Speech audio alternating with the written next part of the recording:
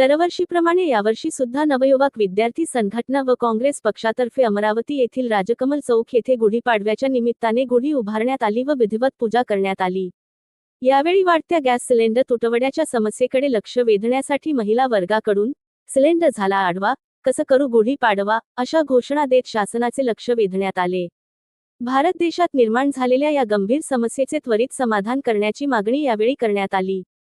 कार्यक्रमाला माजी मंत्री यशोमती ठाकूर, माजी मंत्री सुनील देशमुख, विरोधी पक्षनेते विलास इंगोले, शहराध्यक्ष बबलूभाऊ शेखावत, महिला शहराध्यक्ष जयश्री वानखडे, शक्ती महाराज, विद्यार्थी संघटनेचे पदाधिकारी, युवक काँग्रेस, महिला काँग्रेस, अनिलभाऊ अग्रवाल, भैया पवार, मिलिंदभाऊ चिमोटे तसेच काँग्रेसचे सर्व नगरसेवक व मोठ्या संख्येने नागरिक उपस्थित होते।